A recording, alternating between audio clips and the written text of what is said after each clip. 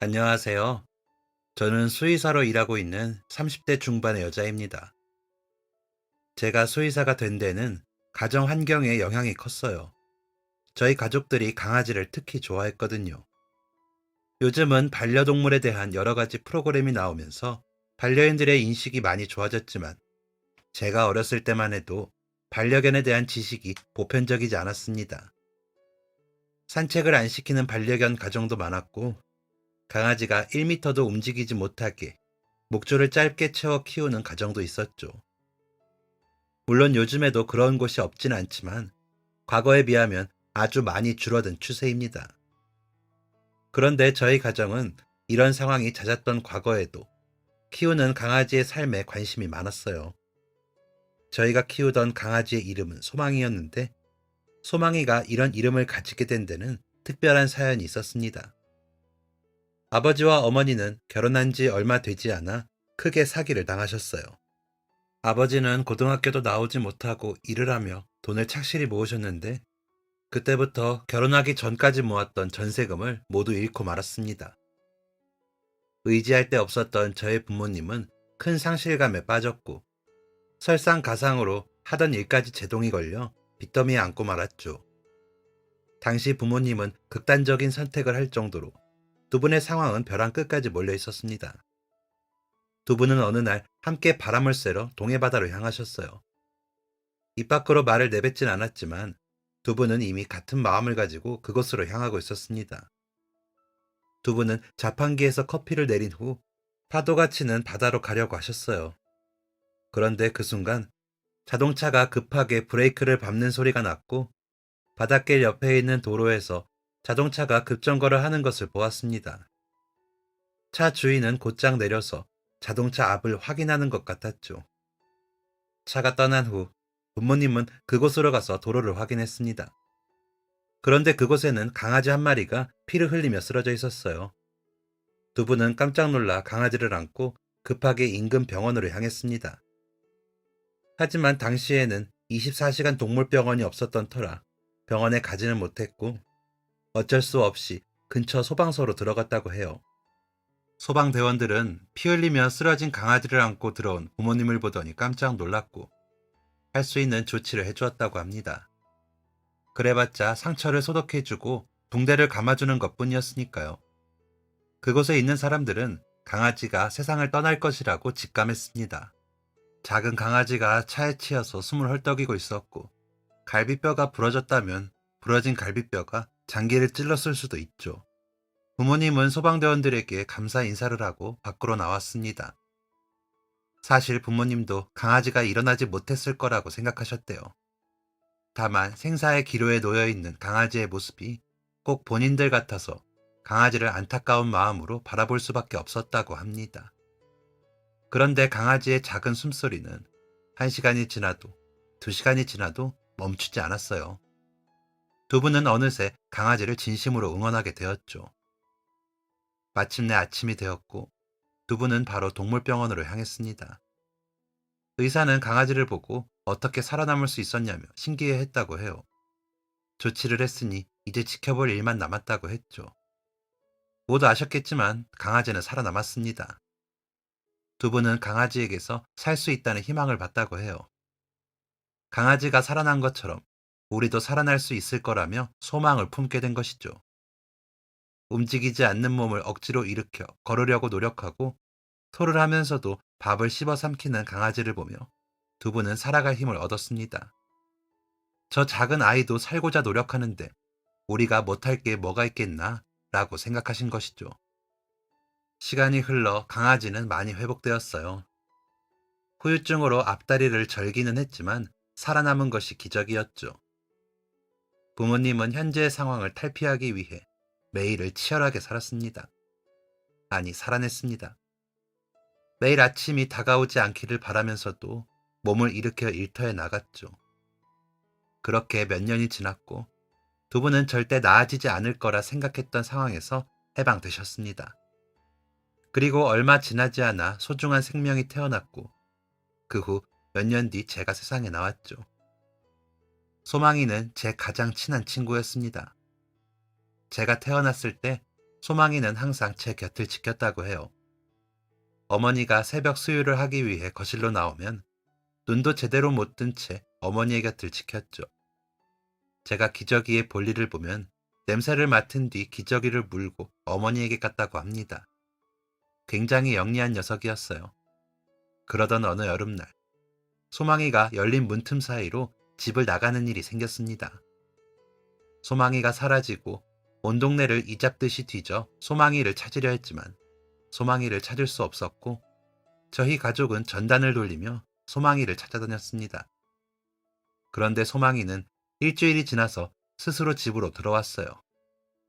어딜 돌아다닌 건지 꼬질꼬질 하더라고요. 대체 어딜 다녀온 건지 궁금했지만 알도리가 없었습니다. 그런데 점점 소망이의 배가 불러오더라고요. 밖에서 임신을 하고 들어온 것이었죠. 그렇게 시간이 지났고 소망이는 얼마 지나지 않아 몇 마리의 새끼를 낳았습니다. 그런데 새끼들 중 하나가 유독 젖을 못 물고 다른 새끼에게 치이더군요. 아무리 가족이라도 동물은 동물이다 보니 소망이는 뒤처지는 새끼에게 관심을 주지 않기 시작했습니다. 조금 속상하기는 했지만 본능에 의한 것이었기 때문에 저희 가족은 그 상황을 이해했죠. 어떻게 해야 하나 고민하던 저희 가족은 뒤처진 새끼를 분양 보내기로 결정했습니다. 물론 다른 강아지도 분양 보낼 계획이 있는 건 마찬가지였어요. 하지만 그 녀석들은 소망이의 돌봄을 받고 있었기에 뒤처진 새끼를 먼저 분양 보내야 했습니다. 저희 가족은 우선 병원에 가 새끼의 건강을 확인했습니다. 그런데 딱히 문제가 없다는 게 의사의 소견이었어요. 정성스럽게 보살펴주면 건강하게 살 수는 있을 거라고 하더라고요. 저희 가족은 몇 달 동안 강아지를 보살폈고 어느 정도 몸이 건강해졌다 싶었을 때 분양을 보내기로 했어요. 그런데 겉으로 보면 몸도 약해 보이니 새끼 강아지를 분양받아주는 집은 없었습니다. 괜히 아프면 병원비만 깨지고 밥도 제대로 먹지 못하니 손이 많이 갈 것이 뻔했으니까요. 그래도 직접 보면 생각이 달라질 거라며 저는 어머니와 함께 지인들의 집을 다녔지만 아무도 새끼 강아지를 받아주지 않았습니다. 솔직히 저희가 키우고 싶었어요. 그런데 소망이가 새끼를 가진 뒤로 어머니의 건강이 심상치 않아졌습니다. 아버지는 당시 해외에 오랫동안 일을 나가신 상태였고 저와 오빠는 어려서 강아지를 돌볼 여력이 되지 않았어요. 어머니는 건강이 안 좋아진 상태로 저와 오빠를 돌보는 것만으로도 벅차셨습니다. 소망이는 훈련이 잘 되어 있으니 손이 많이 갈 게 없기도 했죠. 저와 어머니는 한참 동안 돌아다니다 결국 집으로 돌아가기로 했습니다. 그런데 어떤 아이가 저희를 쫄래쫄래 따라오더라고요. 어머니는 아이에게 물었습니다. 너 우리 따라오는 거니? 아이는 괜히 신발의 앞코로 땅을 파면서 대답했죠. 네. 할 말이 있는 거야? 아이는 어머니의 품을 뚫어지게 보며 이렇게 말했습니다. 그거 강아지예요? 어머니는 아이가 강아지에게 관심을 갖자 보여주었습니다. 아이는 새끼 강아지를 처음 보는지 강아지를 요리조리 살펴보다가 어머니에게 또 한 번 물었어요. 많이 작아요. 힘도 없어 보이고. 혹시 아픈 강아지예요? 어머니는 아이에게 말씀하셨어요. 관찰력이 좋은 아이구나. 몸이 약해서 어미한테 외면당했어. 동물들은 뒤처지는 새끼들을 포기하기도 하거든. 아이의 눈에는 순간 눈물이 그렁그렁 맺혔습니다. 몸이 약해서 엄마랑 헤어지다니 너무 불쌍해요. 저희는 약한 동물을 측은해하는 아이의 마음에 감동했습니다. 그리고 곧 아이는 이렇게 말했어요. 그럼 이 강아지는 어떻게 돼요? 새로운 주인을 찾아주려고 하는데 강아지를 데려가는 사람이 없네. 이대로 집으로 가면 어미는 어미대로 스트레스 받을 것 같은데. 아주 작게 중얼거리는 말에 아이는 반응했습니다. 그럼 제가 데려가면 안 돼요? 어머니는 아이를 만류했어요. 동물을 데려가는 건 책임감이 필요해. 그리고 가족들의 동의도 필요하고 너는 아직 어리니 강아지를 키우려면 부모님의 도움이 필요할 수도 있어. 아이는 무언가를 골똘히 고민하더니 이렇게 말했어요. 그럼 엄마 아빠한테 물어볼게요. 동물을 좋아하시니까 허락해 주실 수도 있어요. 한 번도 본 적 없는 사람. 그것도 어린아이의 말만 믿고 아이의 집으로 가는 게 쉬운 결정은 아니었지만 어머니는 혹시나 하는 마음으로 아이를 따라 집으로 향했어요. 아이의 어머니는 생각보다 어머니와 저를 환대해 주었습니다. 그리고 저희의 사연을 듣고는 아이와 함께 안타까워했죠. 그리고는 본인들이 강아지를 맡아서 키워주겠다고 말했습니다. 어머니는 아이 가족들의 호의에 감사하며 5만 원과 함께 강아지 밥과 용품을 건네주었습니다. 이름은 예삐예요. 몸이 약하다고 버리지 말고 꼭 끝까지 키워주세요. 아이의 어머니는 걱정하지 말라고 하며 대답했습니다. 예방접종 안 했죠? 예방접종도 하고 잘 키울게요. 언젠가 우리 가족도 강아지를 키워야지 하고 있었는데 이렇게 강아지를 만나게 됐네요. 이런 것도 인연이니 잘 키울게요. 너무 걱정하지 마세요. 저희는 그렇게 예삐와 헤어지고 집으로 돌아왔습니다. 처음 본 강아지의 사연을 듣고 진심으로 안타까워하는 모습을 보았으니 믿음이 생기더라고요. 이후 다른 아이들도 좋은 집으로 분양을 가게 되었습니다. 그 후로 소망이가 이상한 행동을 하기 시작했어요. 처음에는 새끼들과 떨어져서 그런 줄 알았는데 아무리 봐도 그런 것 같진 않더라고요. 소망이가 했던 이상한 행동은 자꾸만 어머니의 주변을 맴돌면서 냄새를 맡는 것이었습니다. 어머니는 소망이의 행동을 이해할 수가 없었어요. 소망이의 행동은 점점 심해졌어요. 어느 날은 긴 바지를 입고 주무시는 어머니의 다리에 코를 박고 미친 듯이 킁킁거리기도 했죠. 그런데 어느 날 어머니의 방에서 어? 하는 소리가 들렸습니다. 방으로 가보니 어머니는 바지를 걷고 다리를 요리조리 살펴보고 계셨어요. 어머니는 저를 부르시더니 물으셨습니다. 여기 봐봐. 원래 점이 없었는데 점이 생겼어. 처음에는 별로 심각하게 생각하지 않았는데 그 점이 점점 커지는 것 같았습니다. 게다가 없던 점이 점점 많이 생기기 시작했죠. 소망이의 이상 행동도 잦아들 기미가 보이지 않았습니다. 어머니는 이상함을 느끼며 병원으로 향하셨어요. 어쨌든 피부에 없던 점이 생기고 있었으니까요. 그런데 어머니는 그렇게 향한 병원에서 충격적인 사실을 듣게 되셨습니다. 큰 병원에 가보시는 게 좋을 것 같습니다. 정밀 검사를 한번 받아보시는 게 좋겠어요. 별 문제 없다는 말을 듣고 마음을 편하게 할 생각이었는데 큰 병원을 가보라니. 어머니는 곧장 큰 병원으로 가셨습니다.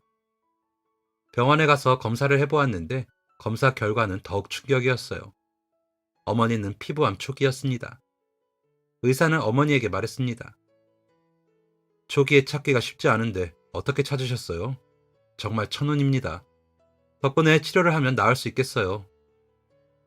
어머니는 의사에게 소망이와 있었던 이야기를 말했습니다. 의사는 놀라워하며 이렇게 얘기했어요.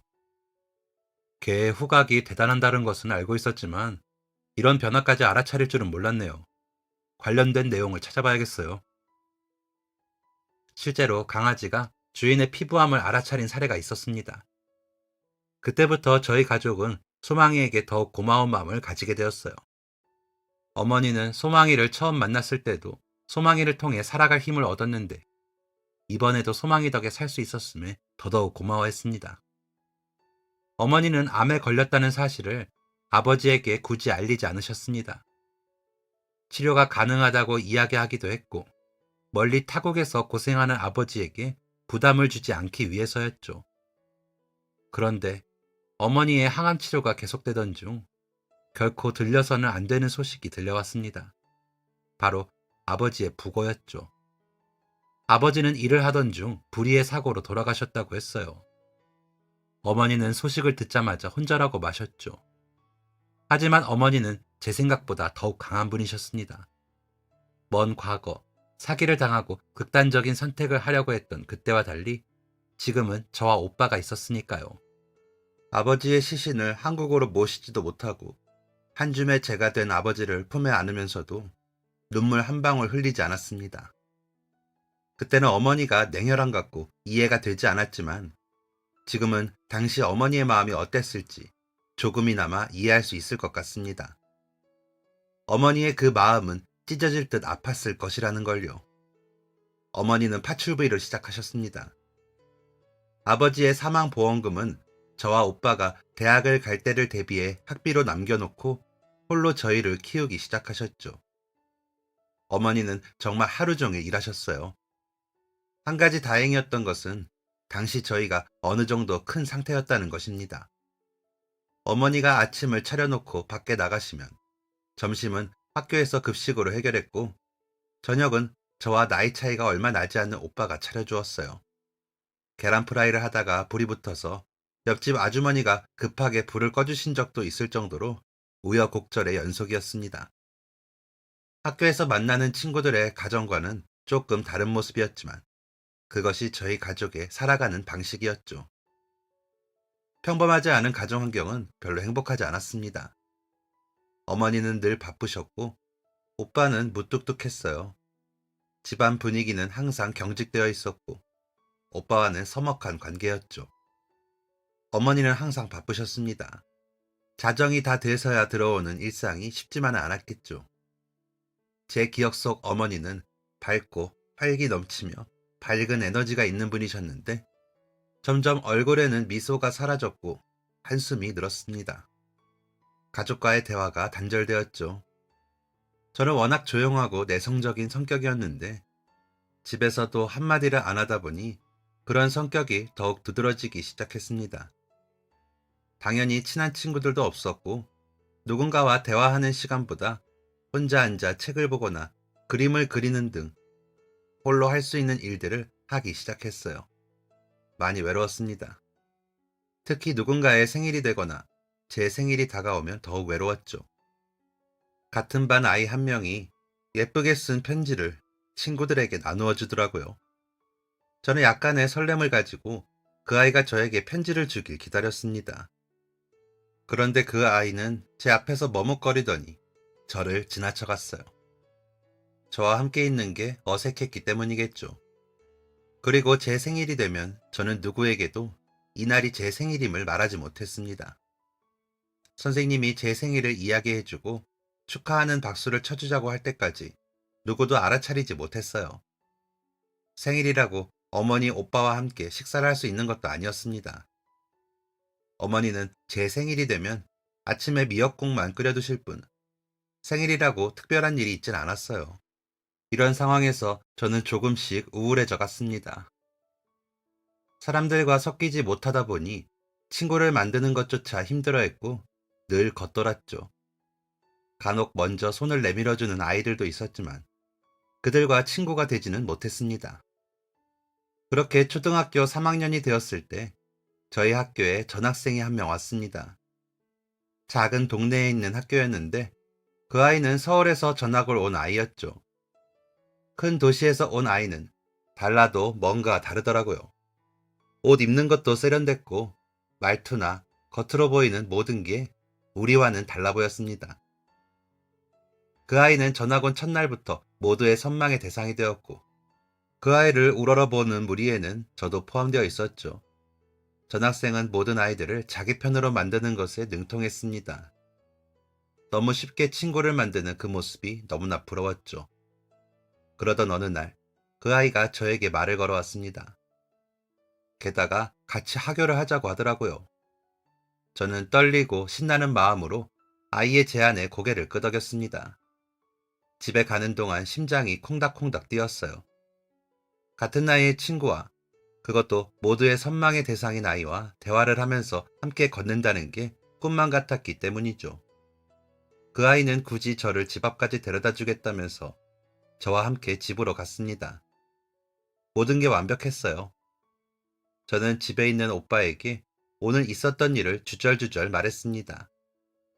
오빠와는 대면대면한 사이인지라 대화도 잘 하지 않는 사이인데 그날은 얼마나 신났는지 그런 이야기가 절로 나오더라고요. 그런데 그 다음날 학교를 갔더니 묘한 기운이 맴돌았습니다. 안녕이라고 인사를 건넸는데 아무도 대답을 해주지 않더라고요. 친하게 섞이면서 놀지는 않아도 함께 놀 때면 끼워주기도 했고 제가 있는 것을 불편해하진 않던 친구들이었습니다. 그런데 그때만 해도 제게 느껴지는 기시감의 원인을 찾을 수 없었어요. 그리고 얼마 뒤 전학생이 등장하자 저는 친구들의 싸한 반응의 원인을 알 수 있었습니다. 어제 전학생은 다른 아이들과 약속이 있는 상황이었어요. 저와 함께 하교를 한다고 하고 저를 집에 데려다 준 뒤 본인은 다른 아이들을 만나러 다시 학교로 온 것이었죠. 그리고 아이들에게 말했다고 합니다. 제가 정말 허름한 집에서 살고 있다고요. 제가 살던 집은 깔끔하고 으리으리하진 않았지만 그렇다고 아주 허름한 집은 아니었습니다. 그런데 그때는 저희 집이 허름하다는 말을 그대로 수긍할 수밖에 없었어요. 그때는 저도 뭘 잘 모르는 어린아이였고 서울에서 온 전학생의 말은 왠지 더 신빙성이 있었거든요. 같은 반 아이가 허름한 집에서 산다고 따돌리는 것은 아니었습니다. 아이들이 이런 행동을 한 이유는 전학생이 뒤이어 한 말 때문이었어요. 내가 서울에서 왔잖아. 서울에서는 가난한 사람들이 돈을 훔치기도 하고 그래. 너네도 조심해. 가방이나 이런 곳에 용돈 넣어두지 말고. 그냥 흘려들을 수도 있는 말이었고 듣자마자 잊어버릴 수도 있는 말이었습니다. 그런데 얼마 전 저희 반에서는 한 아이가 돈을 잃어버리는 일이 있었어요. 그런 일이 있은 직후였으니 전학생의 말에는 힘이 붙었습니다. 이때부터 따돌림이 시작되었어요. 처음에는 저를 피하는 것에서 그쳤지만 괴롭힘의 정도는 점점 심해져 갔습니다. 이상하죠? 저는 그 아이들에게 밉보일 짓을 전혀 하지 않았는데 가난한 사람이라는 프레임이 씌워지자마자 제 모든 행동에는 이유가 붙기 시작했습니다. 제가 무표정을 하고 있는 것도 가난하기 때문에, 학부모 참관 수업에 아무도 오지 않는 것도 가난하기 때문에, 공동의 적이 된 저는 물어뜯기 참 좋은 대상이었습니다. 매일 아침이 오지 않기를 바랐어요. 하지만 그럴 수 없었습니다. 학교에 가고 싶지 않다는 말을 하려면 그 이유를 설명해야 했는데 매일 새벽같이 나가는 바쁜 어머니를 붙잡고 그 이유를 설명하는 건 불가능한 일이었어요. 오빠에게 말하는 것도 의미가 없었죠. 오빠는 저와 나이 차이가 별로 나지 않는 저와 마찬가지로 어린아이였으니까요. 또 저와 사이가 좋다고 할 수 없었기 때문에 제게 이런 일이 있어도 제 편을 들어주지 않을 것 같았습니다.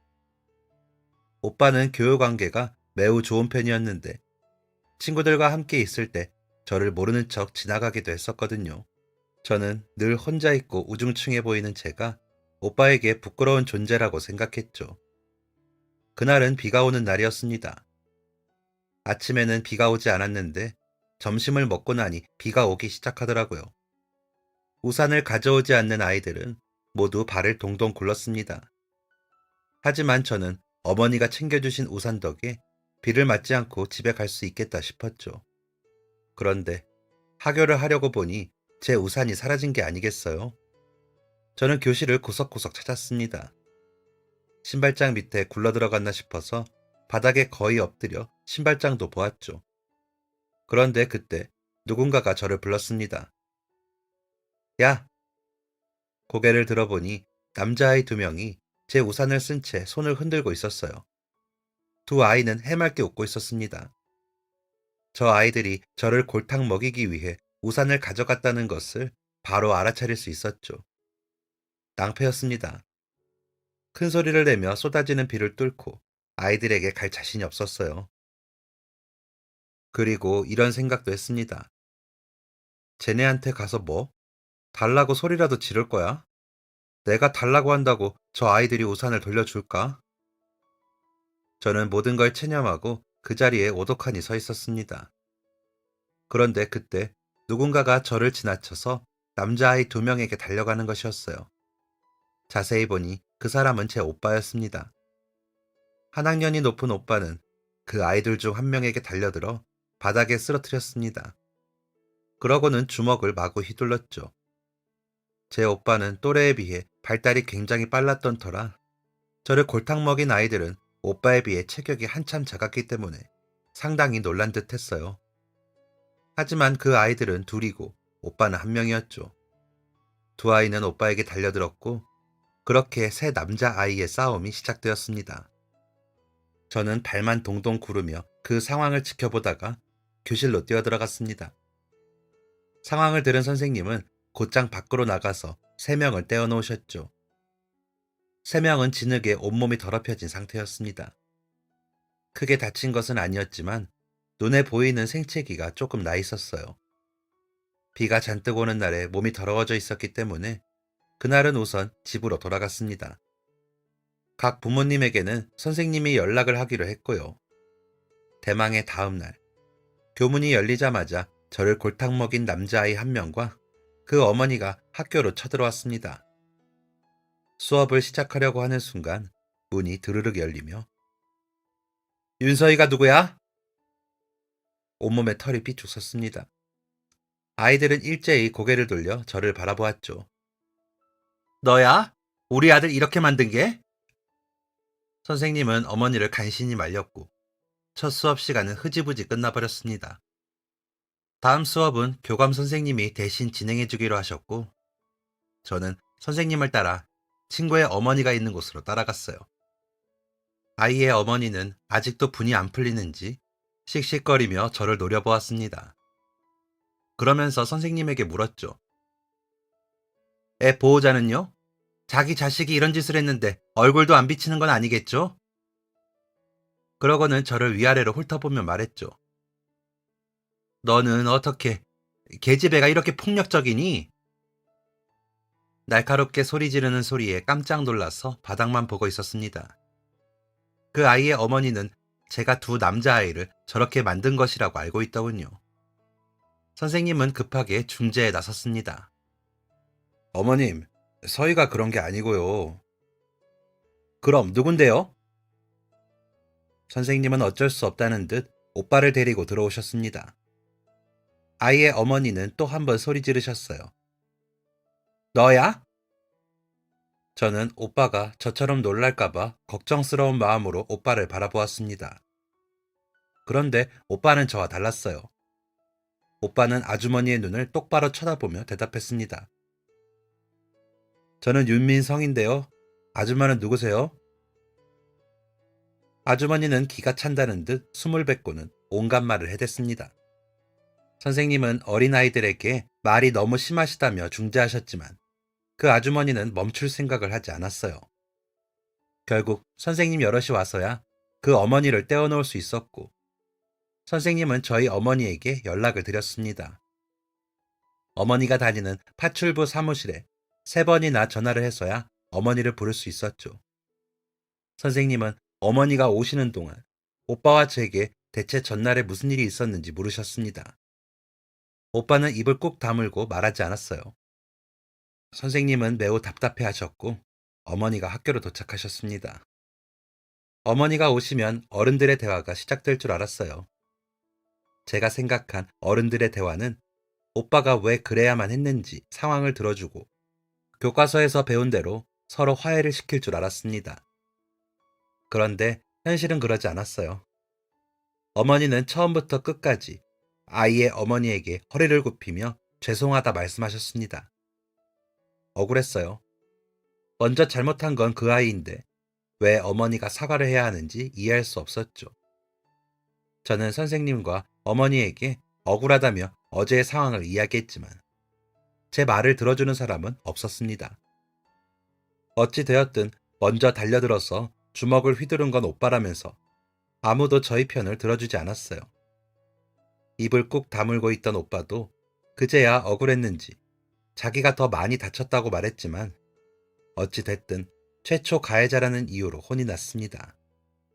어머니는 저와 오빠를 혼내진 않으셨지만 저희의 잘못으로 인해 허리 숙여 사죄하던 어머니의 모습은 한번 혼이 나는 것보다 더 깊이 제 마음속에 자리 잡았습니다. 그리고 친구의 어머니가 내뱉은 이 말 한마디가 잊히지 않았어요. 이래서 아들들은 아버지가 있어야 되는 거야. 제대로 훈육을 해줄 사람이 없으니까 자식이 이 모양 이 꼴이지. 애 엄마가 밖에서 일을 하면 집안에서 애는 누가 봐요? 그렇게 무책임하게 가정교육 할 거면 키우지를 말던가. 저와 오빠를 밖으로 내보낸 뒤에 한 말이었지만 너무 큰 소리로 말한 탓에 저와 오빠는 그 말을 똑똑히 듣고 말았습니다. 그렇게 학교를 빠져나와 집으로 향했어요. 오랜만에 어머니와 함께 저녁 식사를 했죠. 어머니는 식사를 마치고 다시 일을 하러 나가셨습니다. 새벽까지 해야 하는 일이 또 있었거든요. 그날 밤은 제 인생에서 가장 우울한 날이 되어야 했습니다. 그런데 그렇게 되지 않을 수 있었던 이유는 바로 소망이 덕분이었어요.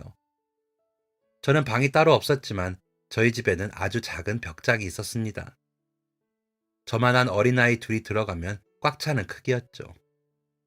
저는 그곳에서 책을 읽고는 했는데 그날은 우울한 마음을 달래고자 들어갔어요. 혼자 있으니 눈물이 나더라고요. 그렇게 혼자 작은 울음으로 훌쩍거리고 있는데 무언가 툭툭 문을 건드렸습니다. 문을 열지 않으니 낑낑거리는 소리가 나더라고요. 소망이었죠. 저는 소망이에게 말했습니다. 안 열어줄 거야. 혼자 있을 거니까 저리 가. 차갑게 말을 했는데도 소망이는 돌아가지 않았습니다.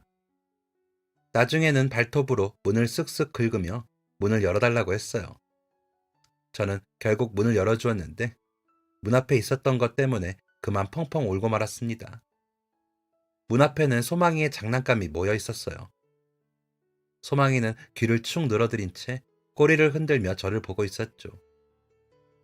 제가 장난감을 보고 울고만 있자 소망이는 낑낑거리며 자기가 가장 좋아하는 장난감을 저에게 가져왔습니다.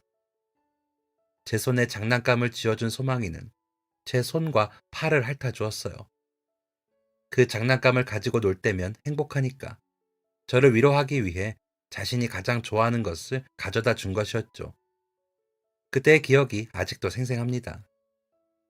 사람에게 받은 상처를 보듬어 준 소망이는 제가 어두웠던 유년 시절에 잠식당하지 않게 해주었어요. 소망이가 없었다면 끝도 없는 우울함에 빠졌을지도 모를 일입니다. 소망이는 오빠와 저 사이에 연결고리도 되어주었어요. 소망이 밥 챙겨주기, 산책하기, 간식 주기 같은 이야기를 할 때면 어쩔 수 없이 대화를 해야 했으니까요. 오빠도 소망이를 애틋하게 여겼기 때문에 소망이와 관련된 일은 꼭 저와 나누고 싶어 했습니다. 하지만 강아지의 수명은 짧죠. 14년 동안 저희 가족에게 추억을 남겨주었던 소망이는 그렇게 무지개 다리를 건넜습니다.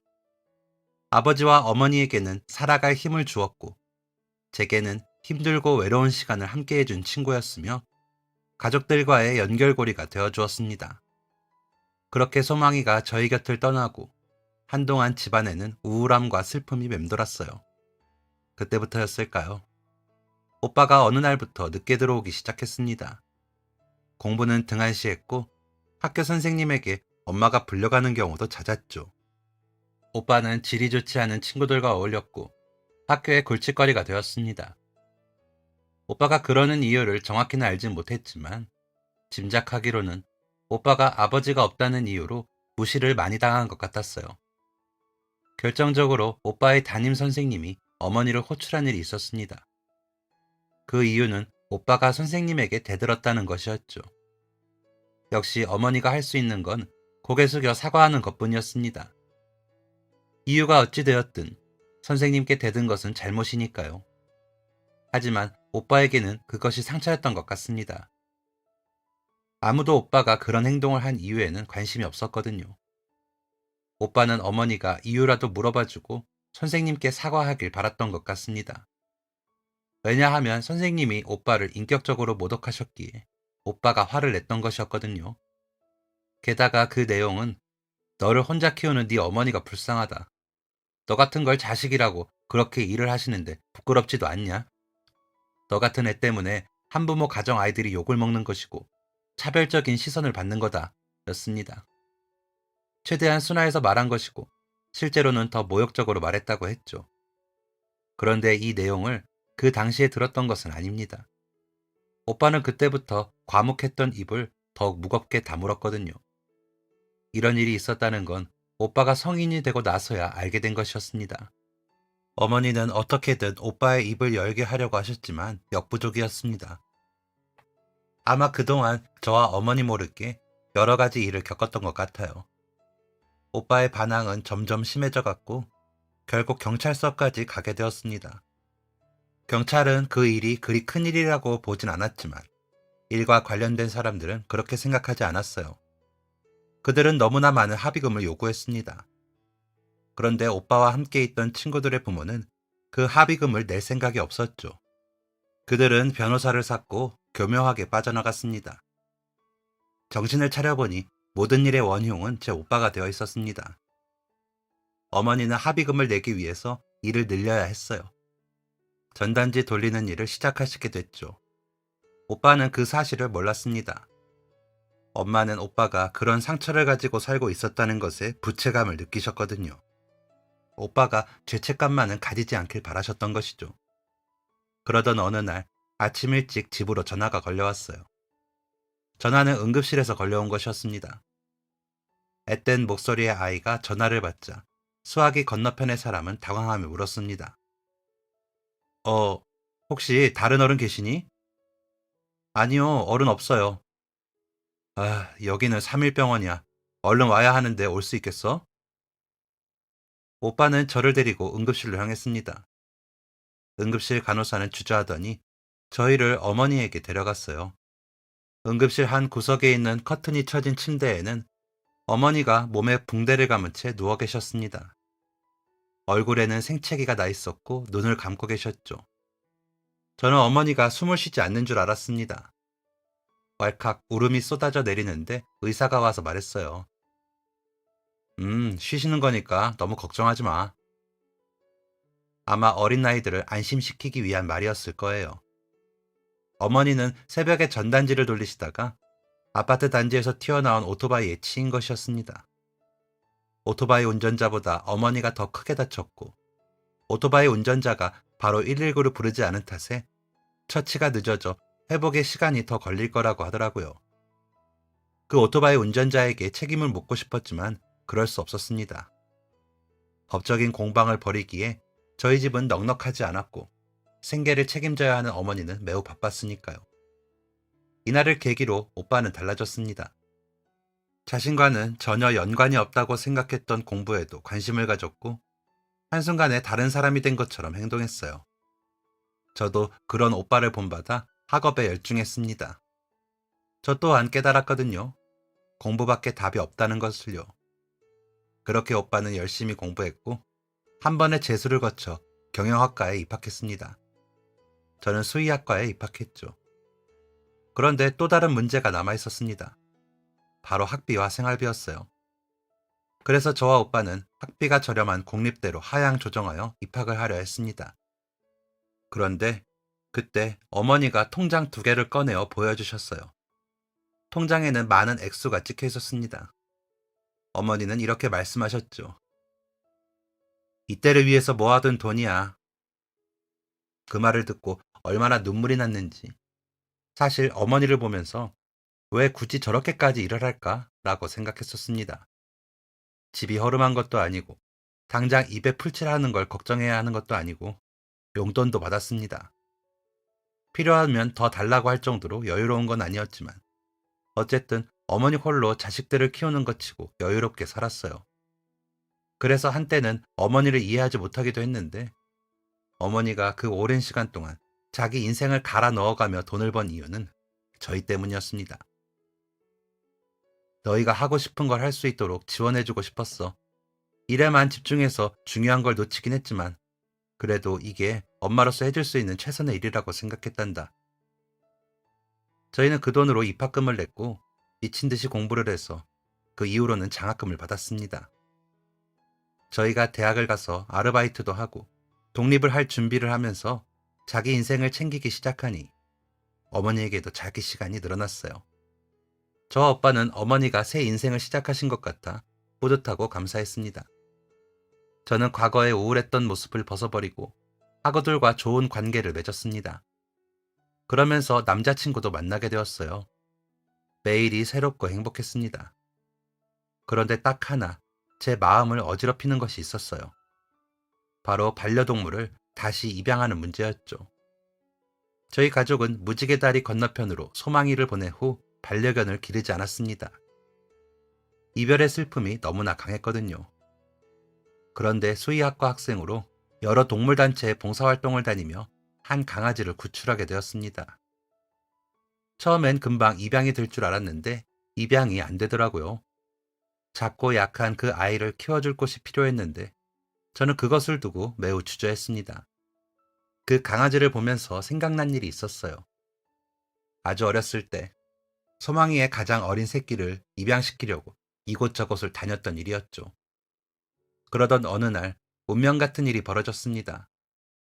오랜만에 본가로 내려갔는데 터미널 근처에 벽보가 붙어 있는 것이었어요.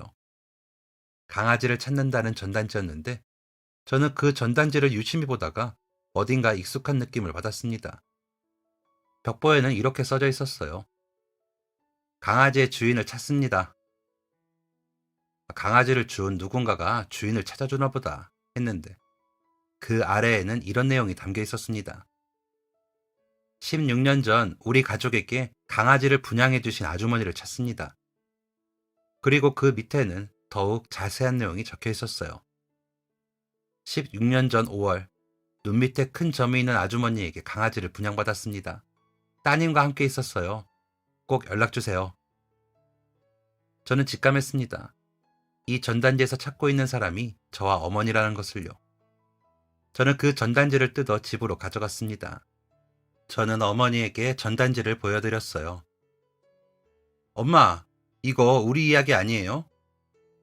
어머니는 전단지를 유심히 보시고는 확신하셨습니다. 그러게, 이거 우리 얘기가 맞는 것 같다.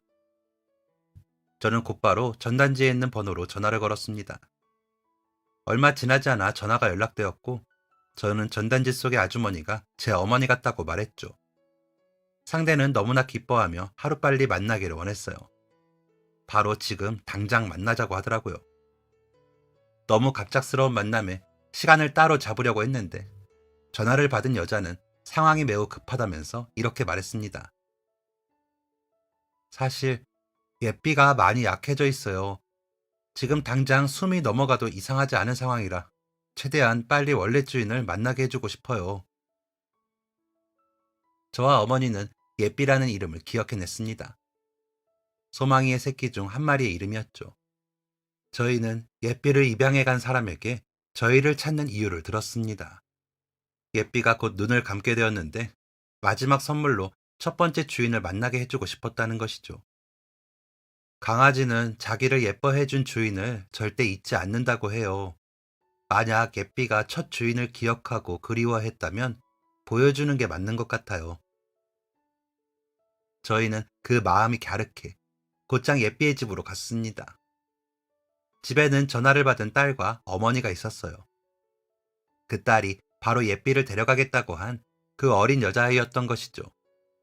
16년 만에 다시 만난 인연에 신기했던 것도 잠시 문을 열고 현관을 지나 거실로 갔는데 거실 한쪽 방에서 자리를 잡고 누워있는 강아지 한 마리가 보였습니다. 저희는 나이가 들어 숨도 힘들게 쉬는 강아지에게로 다가갔고 그 앞에서 조용히 이름을 불렀어요. 예삐야. 그렇게 3번을 불러서야 예삐는 눈을 떴습니다. 백내장이 있는지 눈이 뿌옇더라고요. 그 모습을 보니 눈물이 울컥 나왔습니다. 저희 소망이가 비쳐 보이는 것 같았거든요. 안쓰러운 마음에 손을 예삐 쪽으로 내밀었습니다. 그런데 그때 놀라운 일이 벌어졌어요. 예삐가 자리에서 일어나 다리를 바들바들 떨며 저와 어머니 쪽으로 걸어온 것이었죠. 그 자리에 있던 모두가 입을 다물지 못했습니다. 예삐는 그동안 몸이 약해서 한동안 제대로 움직이지도 못했는데 정말 죽을 힘을 다해 저와 어머니에게로 다가온 것이었어요. 예삐는 힘겹게 꼬리를 붕붕 흔들며 저를 바라보았습니다. 모두가 눈물을 흘렸어요. 예삐는 16년 전에 아주 잠깐 함께했던 저희 가족을 알아본 것이었습니다. 저와 어머니는 반겨주는 예삐의 휴식을 위해 자리를 비켜주기로 했어요. 그런데 그 집의 딸이 잠시만 더 있다가 가라고 하더군요. 오빠가 두 분을 꼭 만나고 싶어 했어요. 제가 예삐를 데려오기는 했지만 사실 오빠가 예삐를 더 예뻐했거든요. 예삐를 저희 집으로 보내주신 두 분한테 감사하다는 말을 전하고 싶었대요. 조금 머쓱했지만 어머니와 함께 그 집의 아들을 기다렸습니다. 생각보다 늦어지는 바람에 이제 일어나야 하나 싶었을 즈음 누군가 문을 열고 들어오는 소리가 들렸어요. 저와 어머니는 자리에서 일어나 인사할 준비를 했죠. 드디어 아들이 모습을 드러낸 순간 저는 기절할 뻔했습니다. 그리고 남자와 동시에 외쳤어요. 어? 그 남자는 다름 아닌 제 남자친구였습니다. 저와 같은 수의학과를 다니던 사람이었죠. 남자친구는 자취를 하기 때문에 그 집이 남자친구의 본가일 거라고는 생각도 못했습니다. 아직 남자친구의 집에 소개차 가본 적도 없었기 때문에 남자친구의 여동생과 어머니를 본 적도 없었죠. 무엇보다 남자친구가 보여준 사진이 그때의 예삐일 거라고는 상상도 하지 못했어요. 놀란 건 저뿐만이 아니었습니다. 남자친구는 제 어머니를 뵌 적이 있었기 때문에 어머니는 남자친구를 보고 기절할 듯 놀라셨어요. 세상에 이런 일이 있을 수가 있니? 어머니는 저와 남자친구를 보며 한참 동안 어리둥절해 하셨고 남자친구의 가족 또한 이 상황을 이해하려고 애썼어요. 하늘이 맺어준 인연이라는 생각에 기쁜 마음만 들 뿐이었습니다. 그렇게 저희는 계속해서 왕래했고 남자친구 가족들의 뜻대로 예삐를 계속 만나러 와주었어요. 몸이 안 좋아진 후에는 항상 축 처져 있었는데 저와 어머니를 다시 본 이후로는 조금이나마 기운을 차리는 것 같다고 하더군요. 그렇게 예삐는 무지개 다리를 건넜습니다. 잠자듯 편하게 눈을 감았어요. 병원에 가서 발작을 하던 것도 수술을 하던 것도 안락사를 할지 말지 결정하는 힘든 순간도 없이 그렇게 세상을 떠났습니다. 저는 남자친구의 가족을 위로할 수 있었어요. 왜냐하면 저도 소망이를 떠나보낸 경험이 있으니까요. 같은 이별을 경험한 저와 남자친구, 그리고 가족들은 매우 가까워졌고 몇 년 정도 연애를 한 뒤 결혼을 하게 되었습니다. 그 사이에 한 가지 변화가 있었다면 제가 구조한 강아지를 입양하기로 결정했다는 것이었어요. 제 도움이 필요한 생명이 있다면 손을 내밀어도 되겠다는 확신이 어느 순간 들었거든요. 함께 돌봐줄 남자친구도 있었으니 좀 더 용기를 낼 수 있었습니다. 그렇게 현재로 돌아와 볼까요? 그동안 저와 남편은 아이를 낳았고 제가 입양한 강아지 초코는 소망이가 제게 그랬던 것처럼 제 아이의 가장 친한 친구가 되어주었습니다. 가끔은 말 못하는 동물이 사람보다 나을 때가 있는 것 같습니다. 비록 말은 하지 못하지만 사람의 감정을 읽고 위로하고 함께 슬퍼해주기도 하더라고요. 제가 여러분에게 들려드릴 이야기는 여기까지입니다. 긴 이야기를 읽어주셔서 감사합니다. 모두들 건강하고 행복하세요. 지금까지 사연 들어주셔서 감사합니다. 사연이 재밌으셨다면 구독과 좋아요를 눌러주세요. 감사합니다. 안녕히 계세요.